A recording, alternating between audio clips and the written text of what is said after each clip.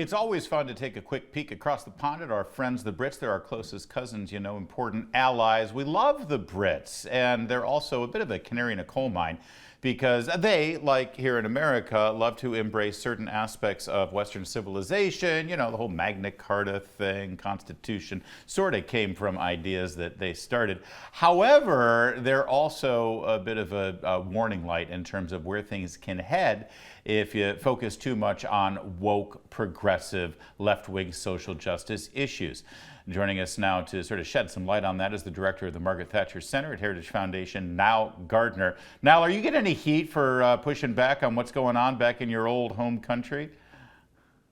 Well, it's great to see you, Larry. And you know, as you point out, I have to say that there are some rather depressing developments in Britain, especially in Scotland, where you have a takeover by the far left woke Scottish National Party led by Nicola Sturgeon, and Scotland is descending into a real state of decline, I think, under the SNP.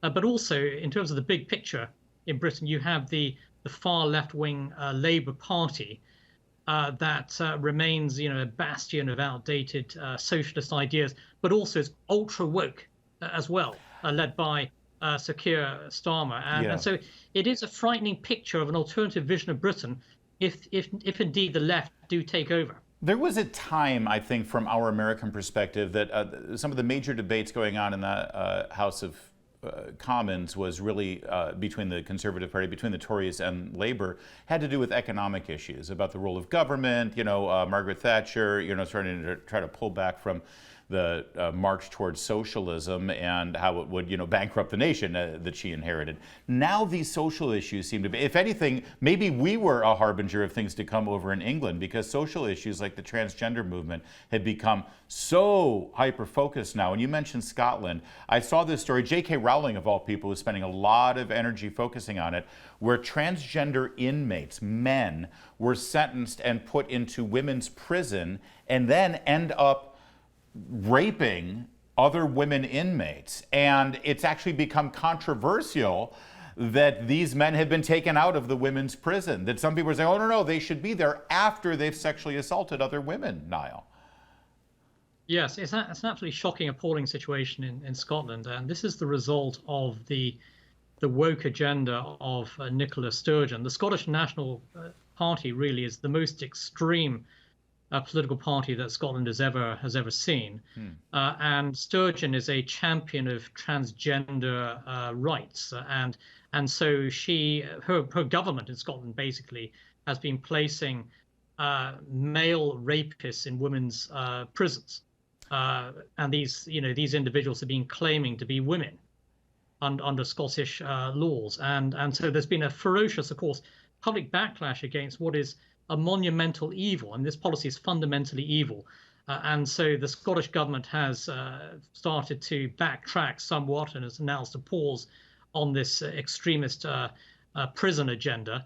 And J.K. Rowling, the author, of course, of all the Harry Potter books, has been at the forefront of fighting against the nefarious policies of the Scottish National Party. And full credit to J.K. Rowling. She has been a courageous champion basically of women's rights and the safety of women, and she has fought back against these horrible, nefarious policies, and she has faced all manner of death threats, a huge amount of abuse from the Scottish far left. She's a very brave lady, J.K. Rowling, and so we should be fully supportive of her efforts to protect the safety of Scottish women. Absolutely, no, but it should be pointed out that she has, you know, what we could euphemistically call screw you money, let's say. I mean, you can't cancel J.K. Rowling because of the wealth that she's been able to create. Out of nothing, by the way. A lot of these critics of J.K. Rowling, I'd love to see what they could actually create. She's created this entire magnificent enterprise, the wizarding world of Harry Potter, so you can't really cancel her, and she's been able to use that power and influence to be able to say, no, I'm going to speak my mind. Not everyone can do that, and they're in grave danger if they don't have J.K. Rowling's protection, the protection that J.K. Rowling has afforded herself. If somebody, just a regular Scotsman, if a regular Brit just wants to step up and say, wait a minute, this is wrong, we're putting men in women's prison. Let's face it, most women who have been convicted of crimes. They've probably got some pretty bad stuff in their past. They didn't have the best upbringing, and now they're being victimized again by the state. Niall.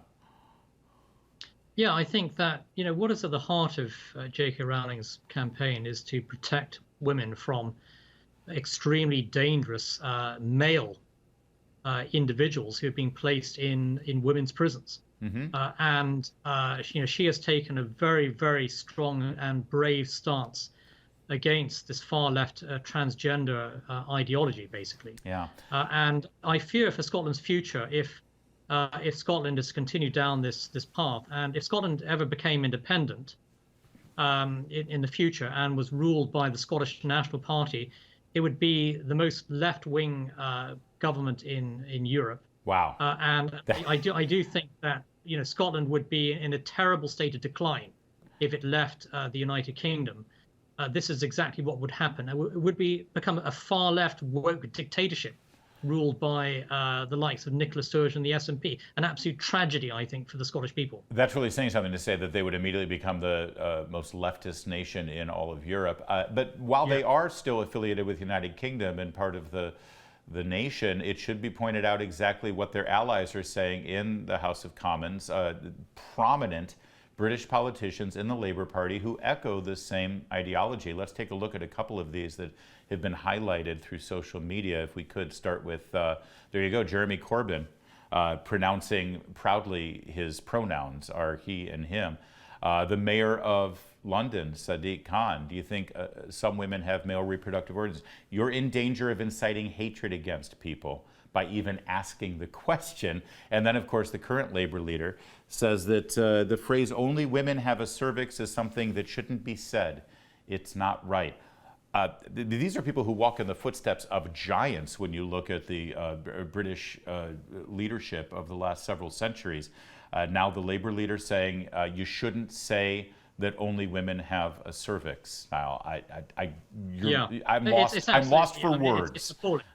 It's outrageous. It's shocking, actually, to see this, and it's a combination of far left woke thinking, together with sheer cowardice as well from these Labour leaders. They're not willing to stand up to the transgender agenda. These are people who are afraid to stand up for women and for the protection and safety of women. That is basically the rot that is at the heart of Britain's Labour Party today. And it is frightening to think as well. I mean, Labour could be in power in a couple of years in Britain, and they would turn Britain into the most left-wing country in Europe. I'd imagine if Margaret Thatcher were running today's Tory party, she'd have a thing or two to say about these statements. She'd get all J.K. Rowling on them. What about the Tories? What about the Conservative Party? Because usually it seems like the Conservatives in England, they don't want to rock the boat on these cultural issues and social issues. They just want to talk about taxes and spending. Yeah, that's right. So I think my former boss, Lady Thatcher, would have been very outspoken condemning what the left is doing here. She absolutely hated sort of woke ideology, and she would be standing up for the protection of women. And Margaret Thatcher would be defending British women, and she'd be fighting against the woke left and emphatically defeating them. So I just wish we had her kind of leadership today. Quickly now, I only have a minute left, but I'd be remiss if I didn't bring up something about the royal family. King Charles is floating the idea of Prince Harry coming and being part of the coronation. Is that appropriate given all of the ugliness that we've seen? Yeah, it's a very good question. And of course, naturally, King Charles has a big heart. I mean, he wants to have reconciliation, of course, with Harry.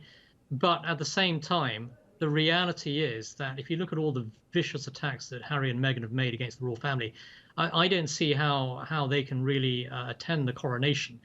And I think that Harry and Meghan have done all they can to possibly undermine King Charles and the British monarchy. They don't deserve to be at the coronation. And I understand that William is very concerned about Harry and Meghan pulling some kind of stunt if they're actually in the UK during the coronation, and it's going to be all about them. I think I understand.